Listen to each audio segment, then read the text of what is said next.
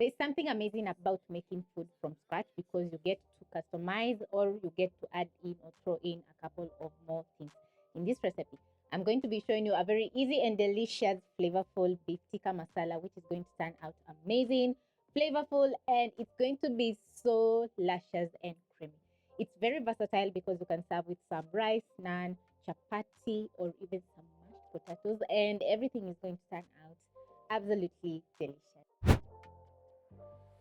The first step is marination. So you'll need some crushed garlic and ginger, some plain yogurt. We have a couple of spices like turmeric, garam masala, paprika, and cumin, and 3/4 kg of beef. So I'm going to add in my beef into my bowl, add in my spices. We have a teaspoon of each spice. Add in the bowl. Next, I'm going to add in half of my crushed garlic and ginger.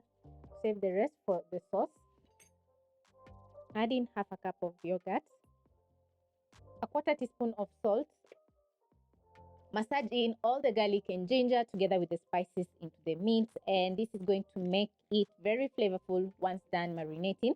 So the turmeric is going to add in a very nice yellowish color, while the cumin and garam masala are going to add in tons of flavor. So you're going to be marinating for at least 30 minutes, and if you have time, marinate overnight in the fridge, and the meat is going to be so flavorful.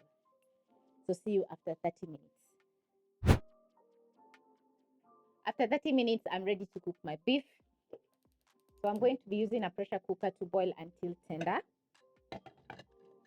You can also use a pot to boil your meat. So I'm going to transfer to my bowl, to my pressure cooker. And it smells absolutely amazing. Lay the meat in a single layer just like this, and immediately the beef hits the pan, it's going to get very aromatic since we added in some garlic and ginger. So I'm going to add in a splash of water, around half a cup. Cover my pressure cooker by aligning the edges and twisting so that I can secure the lid.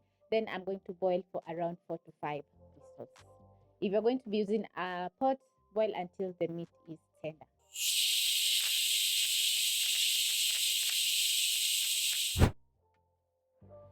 When the meat is ready, you're going to release the pressure using a spatula, or you can let the pot cool down so that it can be safe for you to open.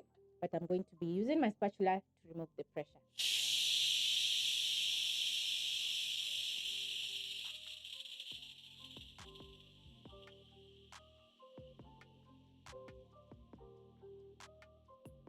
When all the pressure is out, you're going to twist and safely open your pressure cooker. Wow. And my beef is looking very delicious.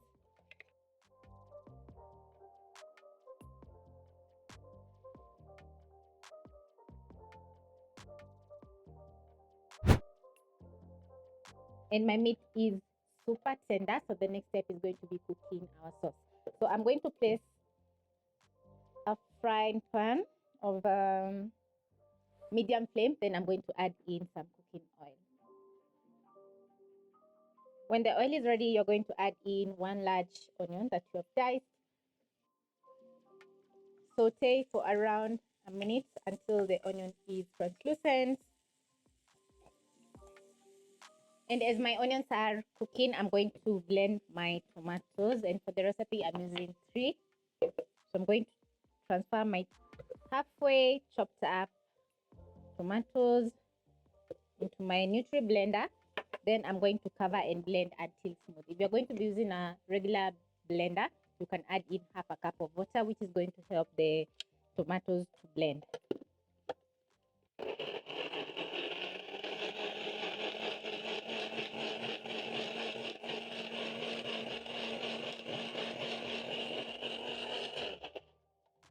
Once I have a smooth puree, I'm going to check on my onions so that they don't burn. And we are getting a nice golden brown color. So next I'm going to add in the rest of the garlic and ginger. And for the recipe, I'm using a thumb-sized ginger and 6 cloves of garlic, both for our marinade and our sauce.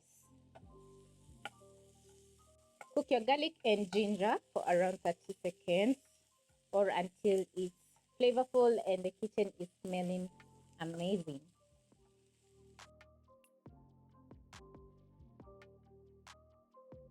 When everything is ready, you're going to add back your beef into the pan.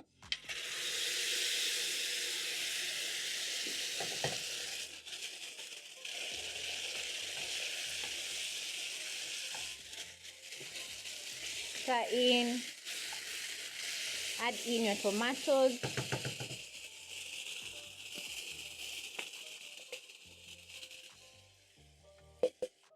Then you're going to stir everything and cook for around 2 to 3 minutes or until the sauce is reduced, thick, and looking very delicious. So as everything is cooking, you're going to add in some more spices, and we have some paprika. This is half a teaspoon of paprika, half a teaspoon of cumin, and half a teaspoon of garam masala. Of course, we need some salt for seasoning.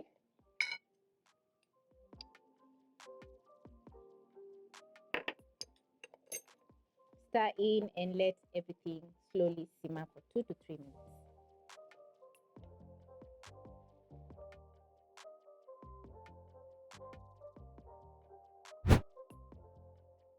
My sauce has been cooking for around 6 minutes, and as you can see, it's reduced, it's thick.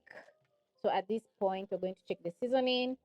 If it's not perfect, you're going to add in some more salt. Mine is just perfect.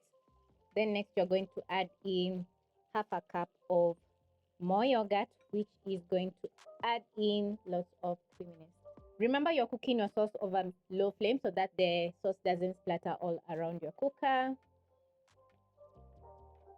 So once the yogurt is fully combined together with the sauce, you're going to cover and simmer for 2 more minutes. And this is going to infuse, let all the flavors infuse, and the beef tikka is going to get very flavorful. We have used very bold spices like cumin and garam masala, which are going to make the dish very flavorful.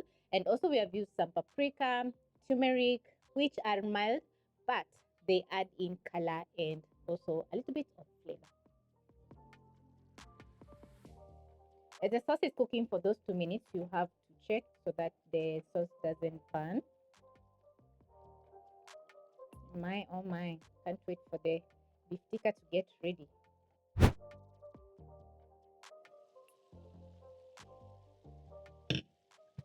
And once you notice oil separating from the sauce, you're going to check so that your beef doesn't burn or so that the sauce doesn't burn. And now that everything is ready, I'm going to garnish with coriander to add in some color and also lots of amazing coriander flavor.